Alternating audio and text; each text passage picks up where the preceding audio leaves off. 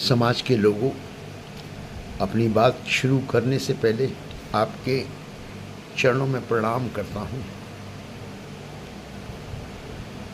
मैंने पीछे एक बात कही थी, आपको मूर्ख बनाया जा रहा है।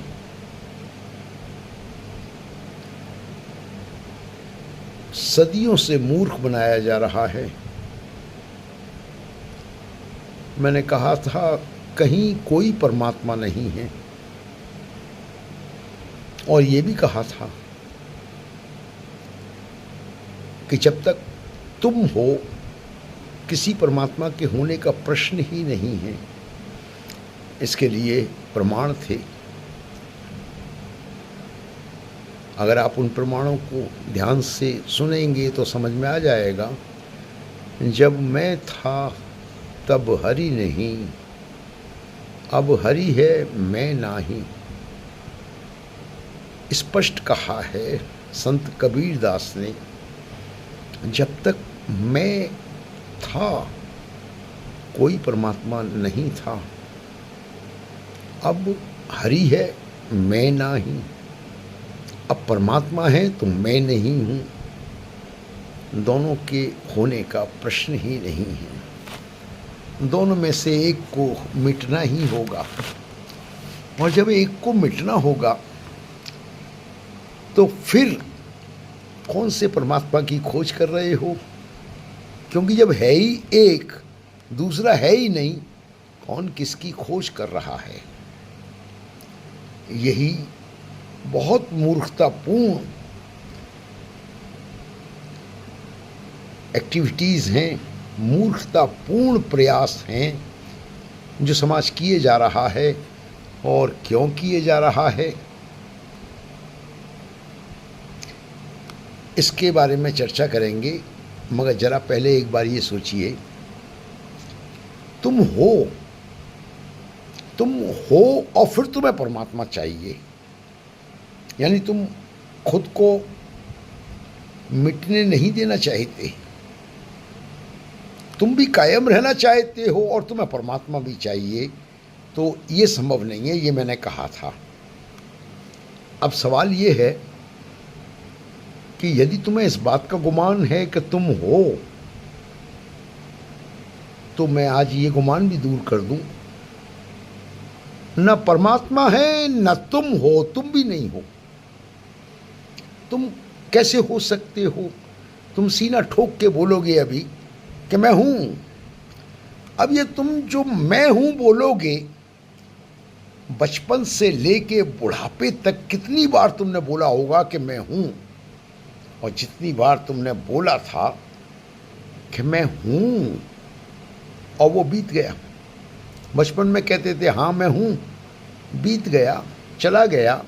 फिर जवानी आई, जवानी के बेशुमार बहारों में गुजरे, बेशुमार मौसमों में गुजरे, चिल्लाते रहे कि मैं हूं। जब तुमने मकान बनाया था तब भी कहा था मैं हूं। शादी की थी, बच्चे पैदा किए थे, तब भी सोचते थे कि मैं हूं।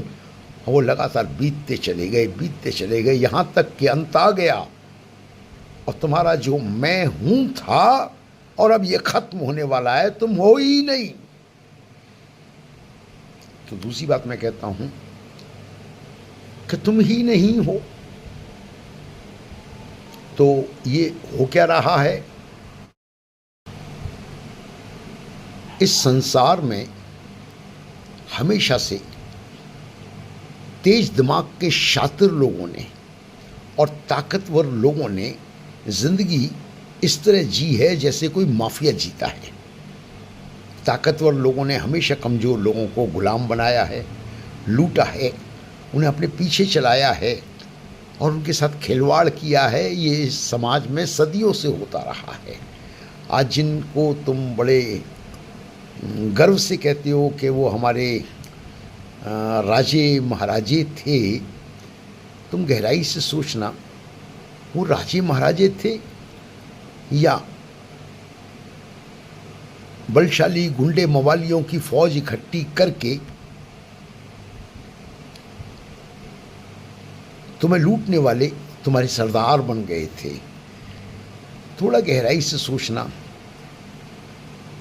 एक या दो या चार अपवाद छोड़ दो, ज़्यादातर राजे महाराजे ताकत के बल पे समाज के शिरोमणि बन गए और समाज को जी भर के लूटा, अपनी जीवन को ऐशो आराम से भरा, संपत्तियों से भरा और गरीब समाज को लूटते ही चले गए।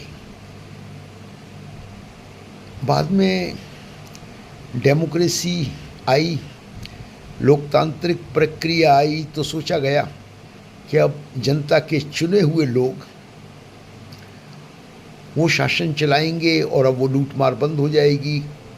लेकिन दुर्भाग्यजनक है कि लूटमार बंद नहीं हुई, चेहरे बदल गए, लोगों ने रूप बदल लिए।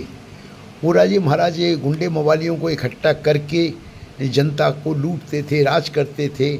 आज सियासत वाले लोग अपना दल बना करके, वे भी गुंडे मवालियों को इकट्ठा करके और वोट इकट्ठे करके और सर पे सवार हो जाते हैं और वो भी लूट रहे हैं। हम जानते हैं कि देश का बेशुमार धन और राजनीतिक गलियारों में जो सत्ताधारी लोग थे, जब जब भी सत्ता में आए, जी भर के लूटा और अपने खजाने भरे। ये रही बात राजे महाराजे और सियासत वाले लोगों की। एक और माफिया काम करता रहा। वो माफिया धर्म के नाम पे काम कर रहा था। धर्म के नाम पे भी भिन्न भिन्न शाखाएं, कुछ तांत्रिक थे, भूत प्रेतों का भय दिखाना, कुछ अनहोनी या अशुभ चीज़ों का भय दिखा करके। आज भी ऐसे लोग हैं जो अशिक्षित समाज है, भोले भाले लोग हैं, उन लोगों के बीच में आज भी आपको मिल जाएंगे। शुभ क्या है, अशुभ क्या है, जन्मपत्री देखेंगे, हाथ देखेंगे, भाग्य बताएंगे और कुछ लोग उपाय बताएंगे।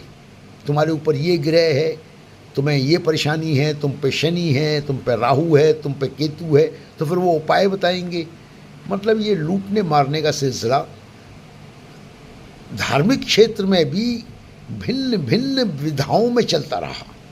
ये तो थे वो शुभ अशुभ बताने वाले, ज्योतिष बताने वाले, जंत्र तंत्र बताने वाले, ग्रह नक्षत्र बताने वाले।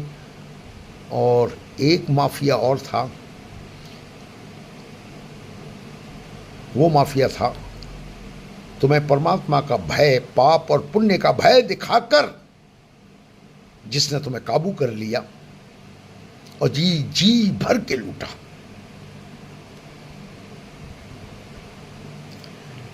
पाप और पुण्य का निर्धारण करने वाला माफिया गैंग था। तो यहां आज मैं ये भेद खोल देना चाहता हूं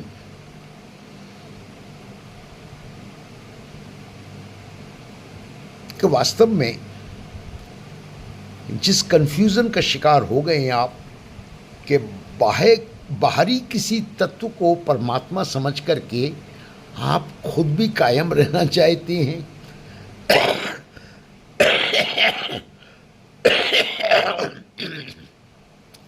और आप समझते हैं कोई परमात्मा भी है तो आप दोनों का मिलन हो जाएगा और उसके लिए चेष्टाएं करते हैं, जेबें खाली करते हैं, लुटते चले जाते हैं कि आप हैं और परमात्मा रूपी किसी शक्ति से आपका मिलन हो जाएगा।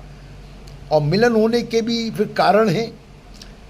कुछ लोगों के कारण ये है कि परमात्मा से मिलन होगा तो सांसारिक संपत्ति, संपदा, इच्छाएं, वासनाएं पूरी हो जाएंगी।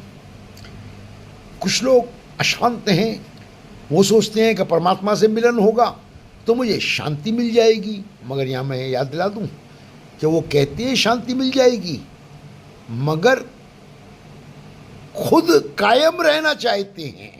हम कायम रहें और हमें शांति मिल जाए, ऐसा कोई परमात्मा मिल जाए। तो परमात्मा के मिलन की बात कर रहा था। इच्छा वासनाओं की पूर्ति, संसार की प्राप्ति, शांति की प्राप्ति, कुछ थोड़ा इससे ऊपर उठ गए। उन्होंने कहा नहीं, ये अज्ञान है, दुख है, तो हमें दुख का अभाव चाहिए और सुख की प्राप्ति चाहिए, इसलिए परमात्मा चाहिए। तो परमात्मा को खोजने निकले और यहाँ भी कुछ प्रयोजन उनके थे, कुछ मकसद थे। ऐसे लोगों को बरगलाया गया, भरमाया गया कि परमात्मा मिलेगा तुम्हें संसारिक चीज़ मिलेगी, परमात्मा मिलेगा तुम्हें शांति मिलेगी, परमात्मा मिलेगा तुम्हारा दुख दूर हो जाएगा, परमात्मा मिलेगा तुम्हारी बीमारी खत्म हो जाएगी, परमात्मा मिलेगा तुम्हें मुक्ति और मोक्ष धाम मिल जाएगा। भिन्न भिन्न प्रकार के नाम दिए गए और ये माफिया समाज को बुरी तरह लूटता रहा। आज मैं आपके सामने ये भेद खोल देना चाहता हूं। मैं कोई नया मत,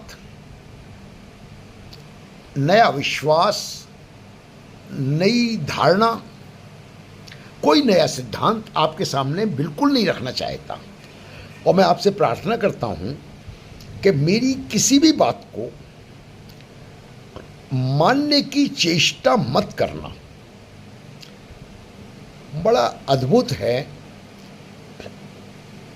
लेकिन मेरी किसी बात को आंख बंद करके मत देखना, इस तरह मत सुनना कि तुम्हें मेरी बात को मानना है। मैं अनुसंधान कर रहा हूं, मैं तुम्हारे साथ ही खोजबीन करूंगा। तुमसे प्रार्थना करता हूं मेरी बातों को समझना, मगर मेरी बात को मत समझना। मैं तुम्हारे सामने कुछ बातें खोलूंगा, तुम्हारी जैसे समझ में आए वैसे समझना, मेरा कोई प्रभाव मत लेना, तब ही तुम ईमानदारी से समझ पाओगे। और ये दुर्भाग्य रहा है कि जिस व्यक्ति ने भी इस विषय में, जब भी तुम्हें परमात्मा के विषय में, ज्ञान के विषय में बोला है, उसने जालसाजी से वो हिप्नोटिज्म पैदा किया है। सेवा दल की फौज खड़ी हुई है, लोग खड़े हुए हैं, जय जयकारे हो रहे हैं, गले में दुपट्टा डाल लिया है, ठुमके लगाए जा रहे हैं, जय जयकारें बोली जा रही हैं। हिप्नोटिज्म का वो वातावरण बनाया गया जहां तुम्हारी बुद्धि कुंद हो गई, सो गई तुम्हारी बुद्धि, तुम्हारी स्वतंत्रता छीन ली गई, तुम्हारी आजादी छीन गई, तुम गुलाम हो गए। उसने जो बताया तुमने उसको मान लिया। ऐसा ही हुआ है और इसी तरह ये माफिया लूटता रहा है। आज भी ये माफिया लूट रहा है। इसका अर्थ ये नहीं है कि साधु संत और तत्ववेत्ता आए नहीं, वो आए हैं, उन्होंने अपनी बात को रखा है। और जो मैं बताने जा रहा हूं, अगर उसको तुमने अपने तरीके से समझा तो तुम समझ जाओगे ये वही बात है जो साधु संत और तत्ववेत्ता बता गए थे, मगर आपके सामने उसको नहीं रखा गया, उसको हटा दिया गया और अपनी मनगढ़ंत बातें रख करके जी भर के आपको लूटने का सिलसिला चलता रहा। साधु महात्मा बता के गए थे मैं को मिटाना, और ये लोग क्या करते हैं, ये बड़े बड़े जलसे करते हैं, जलवा दिखाते हैं, रोशन मीनार बनाते हैं, ये लोग दिखावा करते हैं, जुलूस निकालते हैं, शोभा यात्रा निकालते हैं और फिर मूर्खतापूर्ण पदवियां दे देते हैं, राजपुत्र, राजमौसी, राजमामा, राजपति। ये मूर्खतापूर्ण, ये दिखाता है कि ये राज सत्ता की हवस रखने वाले लोग हैं। ये तुम्हारे सर पे तुम्हें गुलाम बना करके अपनी राज सत्ता की भूख मिटाना चाहते हैं, अपनी वासना को पूरा कर रहे हैं। इन्हें जय जयकार कराने का गंदा शौक लगा हुआ है। तत्ववेत्ता वो कभी नहीं चाहता कि उसकी कोई जय जयकार करे। तत्ववेत्ता ये भी नहीं चाहेगा कि उसको बहुत सारे लोग जाने। तत्ववेत्ता कभी नहीं चाहेगा कि उसके इर्द गिर्द बहुत बड़ी भीड़ इकट्ठी हो जाए। ये ऐसा ही करते हैं। जोनल को, प्रचारक को बोल देंगे बसें भर भर के लानी है, भीड़ इकट्ठी करनी है, एक दिखावा। ये दिखावा क्यों पैदा होता है? जब साधु निकल जाता है, जब साधु लोप हो जाता है, उसकी हत्या कर दी जाती है, उसे हटा दिया जाता है, तो ये माफिया ही कब्जा कर लेता है। और ये आज भी हो रहा है। मैं आता हूं अपनी बात पे। देखो, मेरी बात को समझो। तुम्हारा जो जन्म हुआ है, तुम्हें जीवन जैसे भी मिला है, तुम अपने आप में एक पूर्ण व्यक्तित्व हो, तुम अद्भुत हो, अनूठे हो। ये जो तुम्हें भ्रम डाला जाता है ना कि ज्ञान ले लो, अरे काहे का ज्ञान ले लो, ज्ञान तुम्हारे अंदर है और ज्ञान लिया दिया जाता ही नहीं।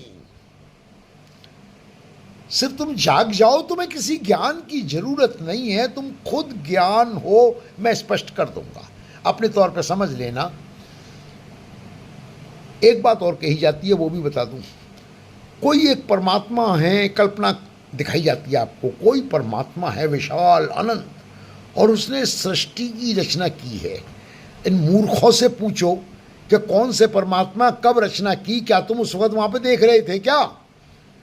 और सच कुछ और ही है। जिसको ये कहते हैं सृष्टि की रचना, उसने कोई रचना ही नहीं की। ये तत्वों को न जानते बूझते सिर्फ एक मकसद से तुम्हें बरगलाते हैं, शब्दों का खेल खेलते हैं ताकि तुम्हारी जेब काटी जा सके। आज मैं तुम्हें वो चीज़ खुलासा करके बताना चाहता हूँ।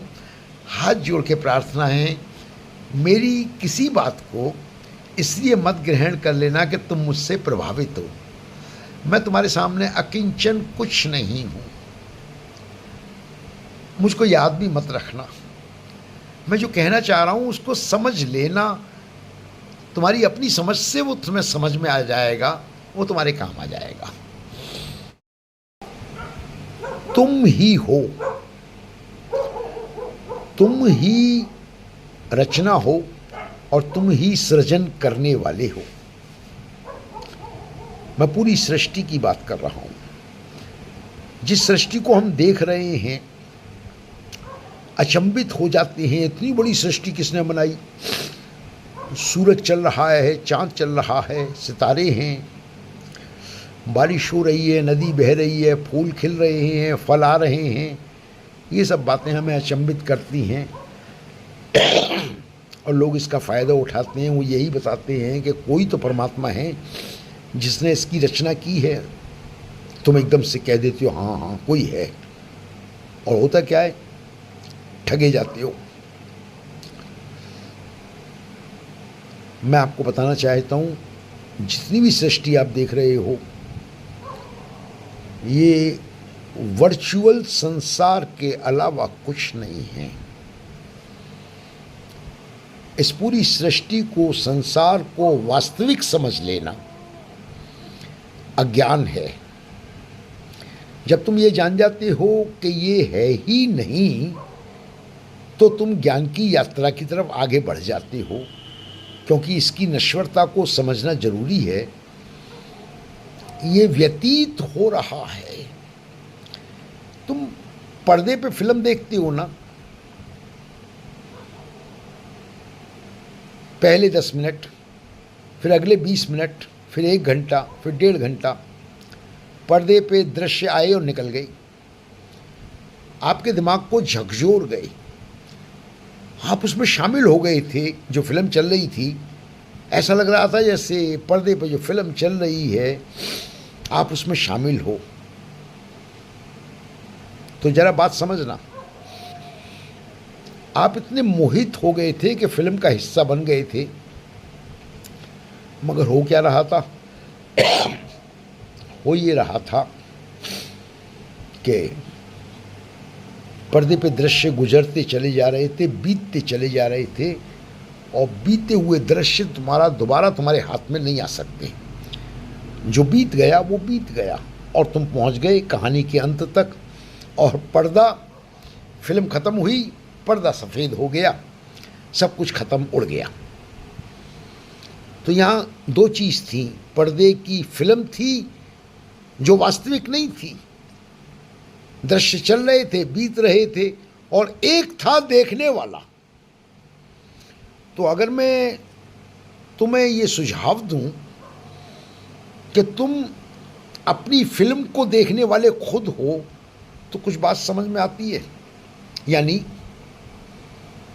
तुम ही तुम्हारे जीवन को अगर देखना शुरू कर दो, तो ये देखने वाला और ये जो जीवन गुजर रहा है, इनके बीच में एक गैप पैदा कर दो।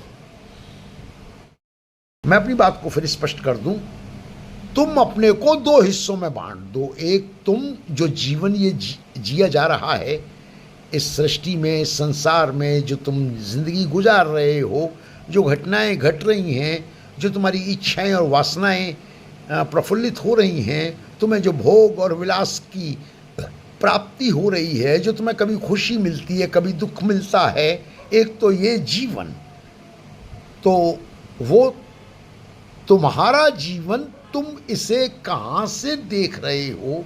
अपने को एक गैप पैदा करके दूर हो जाओ। तुम दो हो गए, एक तुम देखने वाले, एक तुम्हारा जीवन। यूं ही ये घटना घटी तो तुम पाओगे कि जिस जीवन को तुम जी रहे हो वो वर्चुअल है, वो है ही नहीं।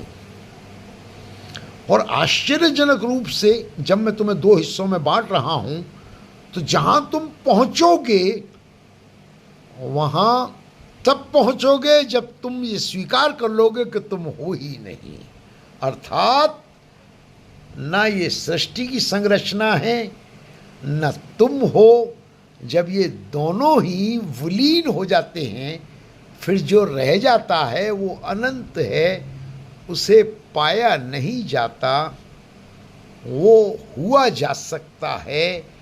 ये जो तुम्हें मूर्ख बनाते हैं, पा जाओगे, ज्ञान मिल जाएगा, ज्ञान दे देंगे। ये इसलिए मूर्ख बनाते हैं कि रसीद बुकें लेके घूम रहे हैं तुम्हारी पर्चियां काटने के लिए, माल इकट्ठा करने के लिए। लाओ बिल्डिंग फंड, लाओ गुरु पूजा फंड, लाओ मैरिज एनिवर्सरी फंड।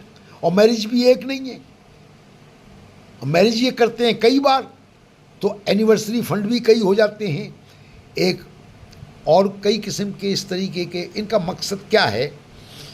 तुम्हें मूर्ख बनाए, पैसा इकट्ठा करें और फिर अपनी इच्छाएं वासनाएं पूरी करें।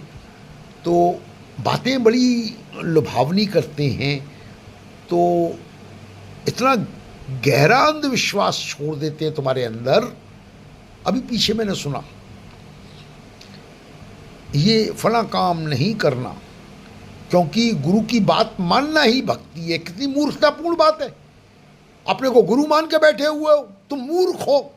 तुम्हें 2 टके का ज्ञान नहीं है। खुद को गुरु बना करके और दुनिया को कह रहे हो कि ये फ़ोटो हमारी नहीं लगानी है, हमारी फ़ोटो का इस्तेमाल नहीं करना है क्योंकि गुरु की बात मानना भक्ति है। ऐसा मैंने कहीं पढ़ा था।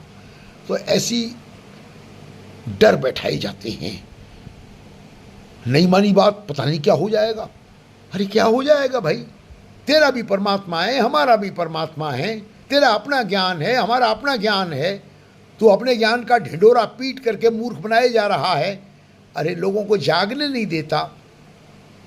तो होता क्या है कि समाज नींद में सो जाता है। तो मैं आता हूँ अपनी बात पे। मैंने कहा तुम्हारे पीछे हो जाओ दृष्टा बन के। तुम देख रहे हो तुम्हारे जीवन की घटनाओं को। अब यहाँ बड़ी अनोखी और अद्भुत बातें होंगी। मैं तुम्हें बताना चाहता हूँ कि इच्छा वासना का पैदा होना और भोग विलास की वस्तुओं का प्राप्त होना, संसार और संपत्ति का प्राप्त होना, ये जीवन में घटनाएं घटती हैं। ये तुम्हें कोई बाहरी शक्ति नहीं है जो तुम्हें भोग विलास के साधन दे रही है। संसार और संपत्ति तुम्हें देने वाली कोई बाहरी शक्ति नहीं है। ये बड़ा मूर्ख बनाते हैं। कटा पर्ची और कृपा होगी, कृपा होगी, रहमत होगी, कृपा होगी। ये बहुत मक्कार लोग हैं। तुम्हें सदियों से मूर्ख बना रहे हैं, तुम्हारी जेबें काट रहे हैं और तुम्हें गुलाम भी बना रहे हैं। सिर्फ जेबें नहीं काट रहे, तुम्हें गुलाम भी बना रहे हैं, तुम्हें अंधविश्वासी बना रहे हैं। मेरी बात को समझना।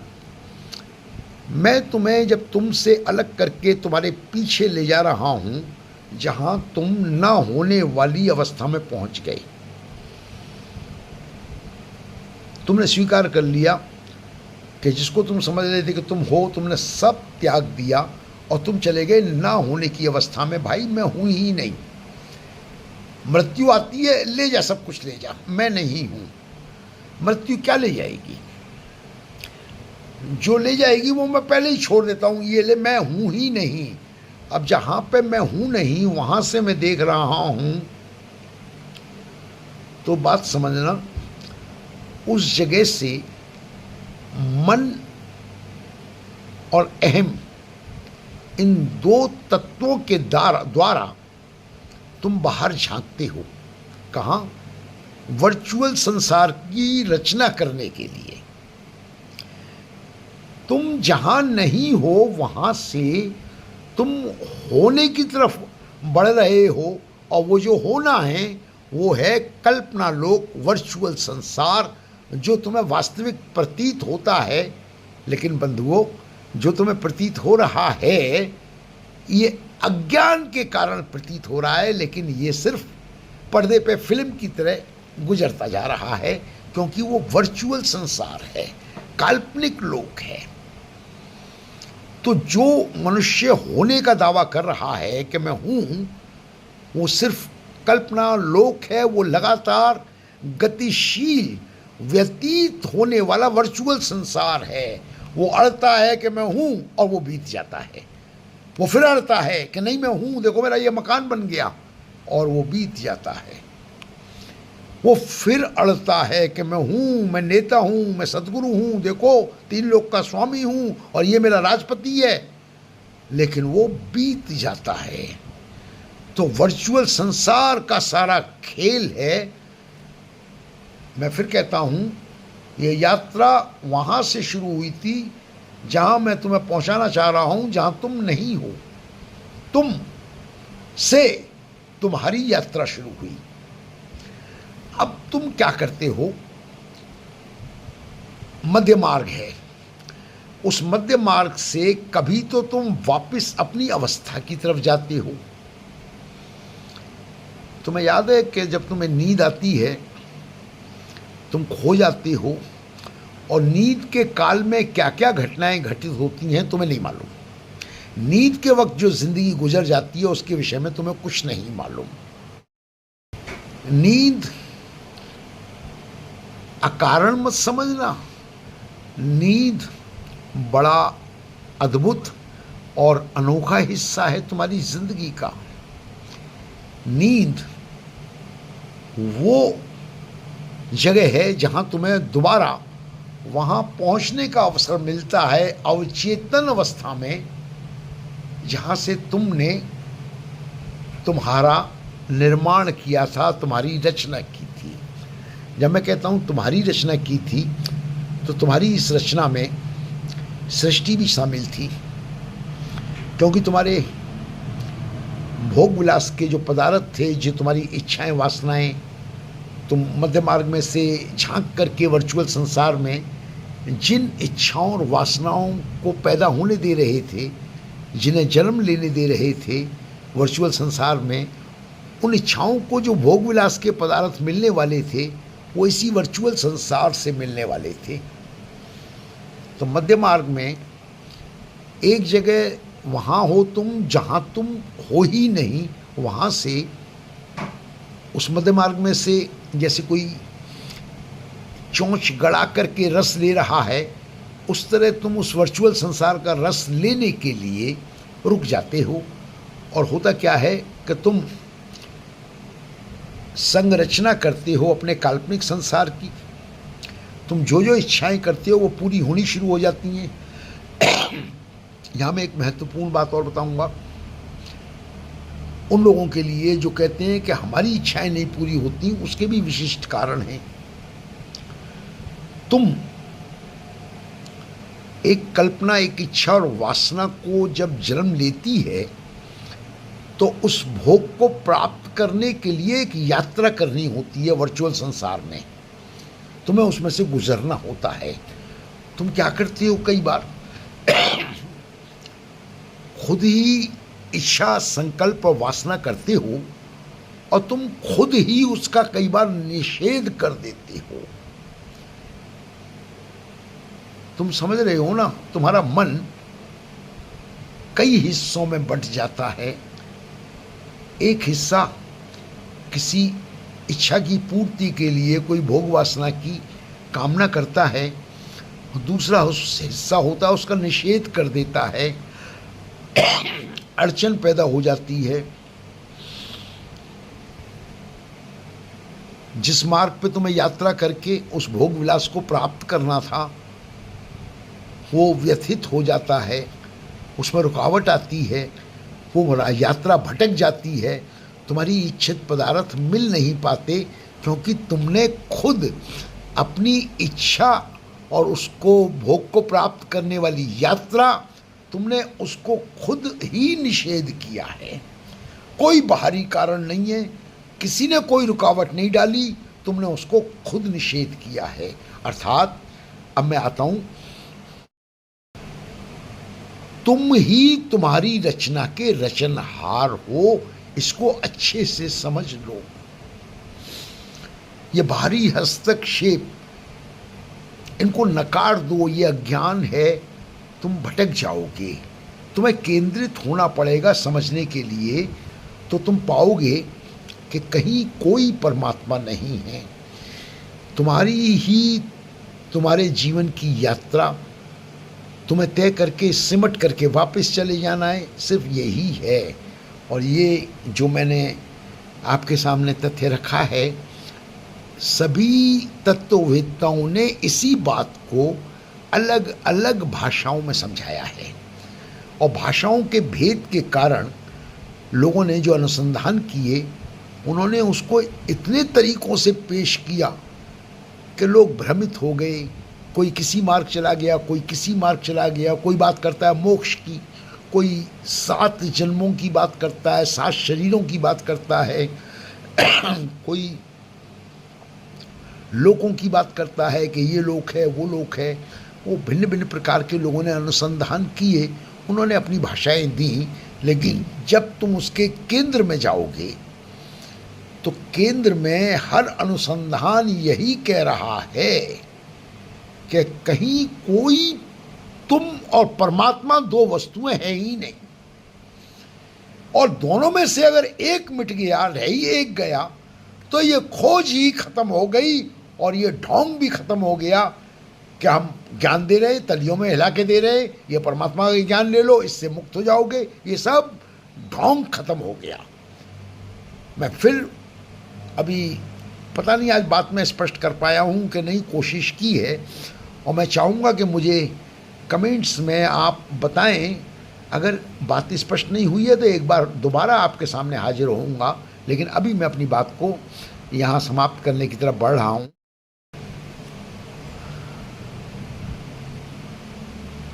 ये स्पष्ट हो गया कि जिसको तुम समझ रहे हो जीवन है, ये लगातार व्यतीत हो रहा है।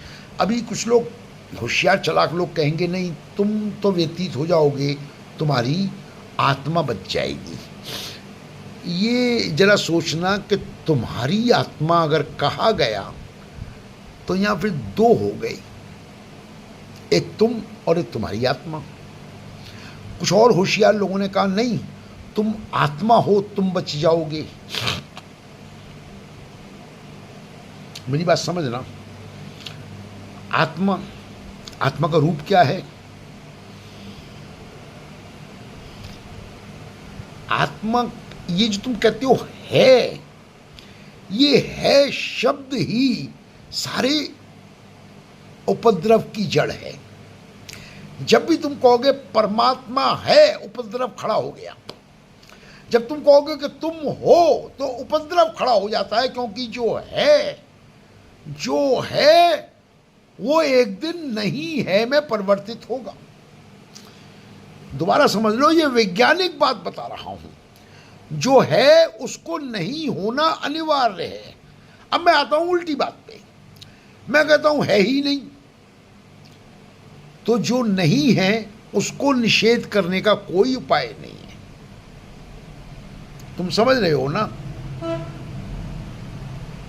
अगर हो तो खत्म हो जाओगे, और तुम अगर हो ही नहीं तो खत्म क्या होगे? दूसरे तरीके समझाता हूं। कहते हैं प्रकाश, ज्ञान का प्रकाश, बड़ा हल्ला मचाते हैं स्टेज पे खड़े होकर, ज्ञान का उजाला, ज्ञान का प्रकाश। मैं कहता हूं प्रकाश निषेधात्मक चीज है, प्रकाश है तो ये नहीं भी हो सकता है। लेकिन अगर मैं कहूं कि अंधकार,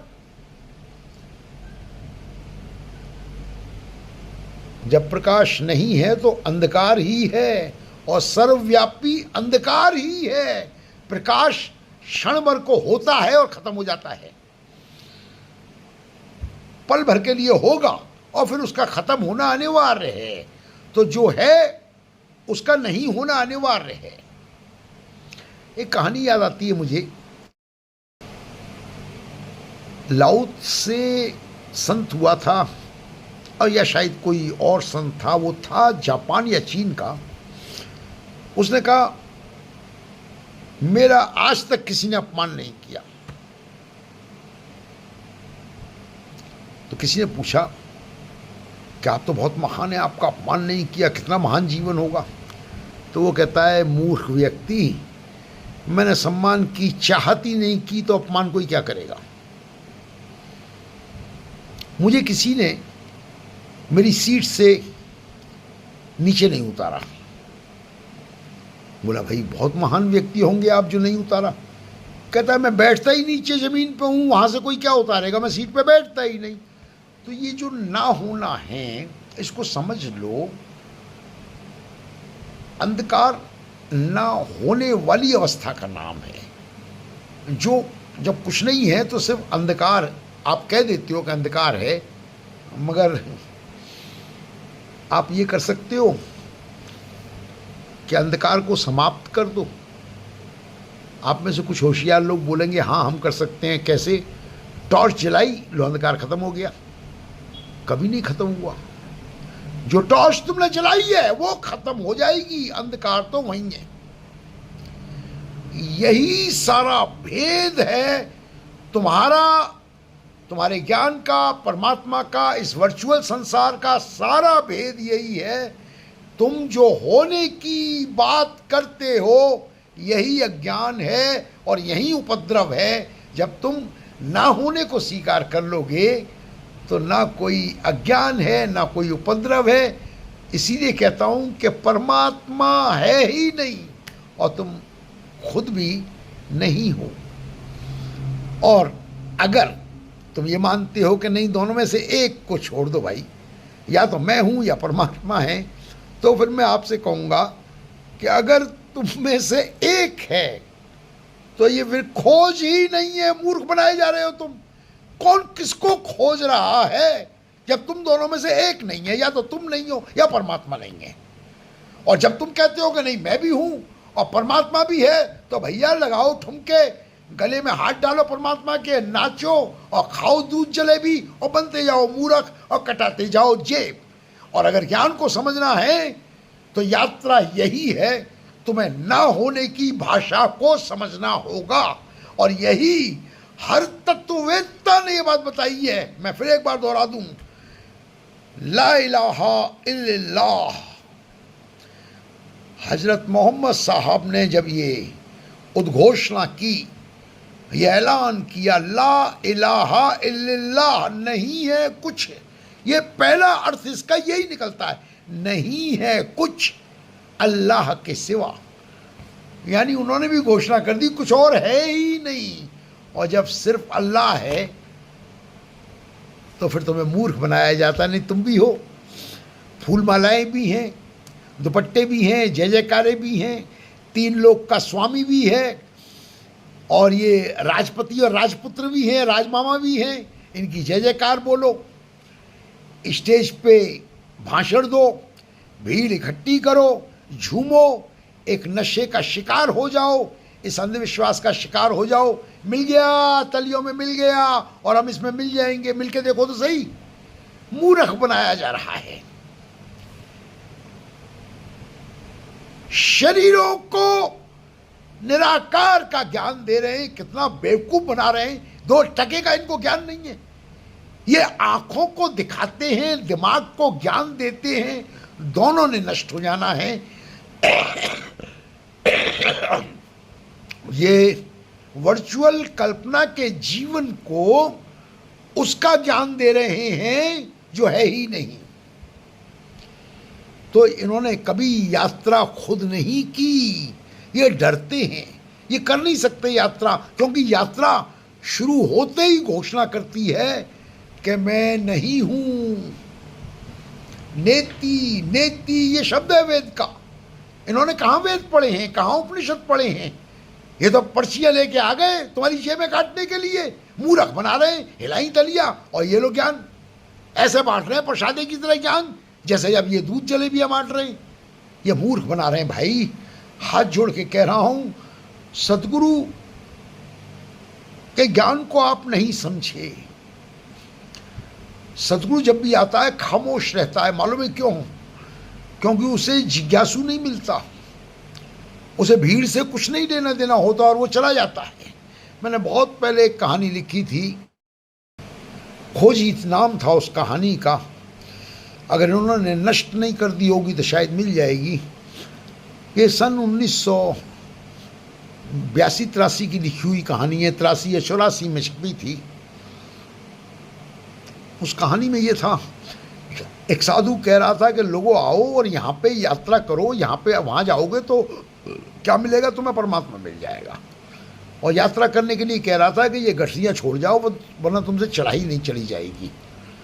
लोगों ने ना गठरियाँ छोड़ी, ना किसी ने यात्रा की। साधु को घेर के खड़े हो गए और चिल्लाने लगे, मिल गया हमें परमात्मा मिल गया। साधु कह रहा यात्रा शुरू करो, वो कह रहे नहीं हमें मिल गया परमात्मा मिल गया। वहाँ स्टेजें लग गई, भाषण होने लगे, लोगों को प्रचारक बनाया, प्रमुख बनाया, जोनल बनाया, शोर मचाया, एडवर्टाइजमेंट किया, नाटक किया, रोशन मीनार बनाई, सब बेहूदी बातें करी और भीड़ इकट्ठी कर ली कि लो मिल गया हमें परमात्मा मिल गया। और उनके बीच में मैंने उसका कथा में लिखा है कि जब वो साधु की आवाज़ को सुनने की किसी ने कोशिश की तो वो कह रहा था, मूर्खों यात्रा करनी है तो करो, वरना क्यों मेरा को घेर के खड़े हो, मेरा दम घुट रहा है। साधु इस तरह से जो अपनी बात बोलता है उसे सुनता कोई नहीं, शोर शराबे में उसकी बात को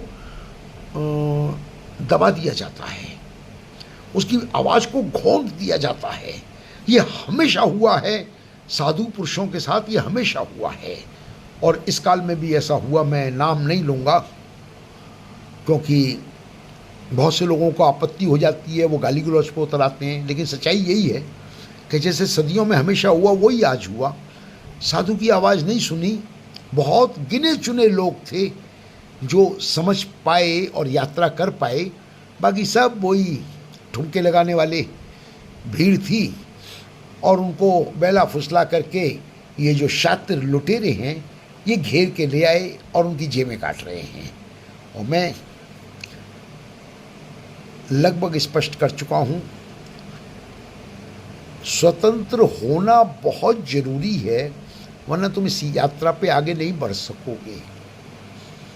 जो भी तुम्हें अंधविश्वासों से गुलाम बना रहा है उससे बचो, वो सही स्थान नहीं है। और बार बार किसी चीज़ का रिपीटिशन हो जाना इस बात की सूचना नहीं है कि तुम्हारी बुद्धि के द्वार खुल गए हैं। बार बार रिपीटिशन करोगे, नहीं हम तो संगत जाते हैं जी, संगत जाते हैं तो कल्याण होता है, संगत जाते हैं कल्याण होता है। होता है क्या है, ये रोज़ का संगत जाना ये भी वहम और अज्ञान बन जाता है। बुद्धि का द्वार खुला नहीं, जा रहे हैं लगातार जा रहे हैं, जाते रहो, क्या फ़र्क पड़ता है इससे। नहीं हम सिमरन करते हैं, सिमरन करने से हमें मिलेगा, सिमरन करने से मिलेगा। तोता भी सिमरन करता है। बुद्धि का द्वार समझ से खुलता है। तत्ववेत्ता जब बताता है ताकि द्वार खुले तुम्हारी समझ का, तुम इसे समझो। कुछ ही सूत्र हैं, तुम होने का अभिमान त्याग दो, क्योंकि तुम व्यतीत हो रहे हो तो यात्रा उल्टी शुरू होगी। तुम ना होने की तरफ चलो, और जब ना होने की तरफ चलोगे तो तुम वहाँ पहुँचोगे जहाँ से तुम उसको देखोगे जो सिर्फ नज़र आ रहा है मगर है वो भी नहीं। तो ये तुम ही रचयिता हो। तुम जब अपनी अवस्था तक पहुँचोगे तो वो वही अवस्था है, वो जिसे अनंत कहा गया था। साधुओं ने शब्द दिए हैं, उस अवस्था को शब्द दिए हैं जिसे मोक्ष कहा, अनंत कहा, परम धाम कहा, लेकिन ये शब्दों से नहीं मिलेगा, भाषणों से नहीं मिलेगा, और ये तुम्हारे होते हुए कभी नहीं मिलेगा। तुम्हें खुद को खोना पड़ेगा, उस तरफ बढ़ना पड़ेगा। खोते चले जाओगे, तुम मेल्ट होते जाओगे, पिघलते जाओगे, थोड़े ख़त्म होगे, फिर और ख़त्म होगे, फिर और, आखिर में तुम रह ही नहीं जाओगे। तो वही तुम्हारा अनंत धाम है, वही तुम्हारा मोक्ष है, वही तुम्हारा ज्ञान है, वही तुम्हारा परमात्मा है। और अंत में कहूँगा, तुम खुद ही परमात्मा हो। मेरे नादान दोस्तों, यात्रा करो, अपने अंदर स्वयं की यात्रा करो, तुम ही परमात्मा हो। और ये सारी सृष्टि जो वर्चुअल है, ये धीमे धीमे तुम्हें खुद नज़र आएगी। ये अज्ञान है। इस अज्ञान से साधु तुम्हें तुम्हारी अंतर यात्रा में ले जाता है। आज के लिए इतना ही। उम्मीद करता हूँ धोखेबाजों से बचोगे। दूध जलेबी के स्वाद में मत आ जाना भाई। आजकल बहुत धोखाधड़ी चल रही है, धर्म के नाम पे फिर से लुटेरे खड़े हो गए हैं। आपके चरणों में प्रार्थना करता हूँ, अगर मेरी बात समझ में आई, आप मुझे भूल जाना, मुझे याद कराने का शौक़ नहीं। जो समझ में आई, कोई प्रश्न हो तो ज़रूर रखना। इस चीज़ पे अनुसंधान करो, ये तुम्हारा हक है। इस पे चर्चा करो, बातचीत करो और द्वार को खोलो। सब कुछ सही है, इस दिशा में चलो। अंधविश्वास से बचो। अंधविश्वास तुम मेरे पे भी मत करना। खुद समझना जो मैंने बातें बताई हैं। ना समझ में आए तो तुम कमेंट सेक्शन में मेरा फ़ोन नंबर भी होगा, आप मुझसे बात करो। और कुछ बातें अगर स्पष्टीकरण देना पड़ा मैं दूंगा, लेकिन मैं कभी नहीं चाहूँगा कि तुम मुझे कुछ मान करके फिर एक नया संगठन खड़ा करके और फिर ये नई कहानियाँ शुरू करो ना। जो जाग जाए मुबारक। मैं सिर्फ उन्हीं के लिए बोला हूँ जो जागने को तैयार हैं। आपको मुबारक। और आप स्वयं की यात्रा करके स्वयं खुद तक पहुँचो, यही है और कुछ नहीं है। आपके चरणों में मेरे विनम्र प्रणाम।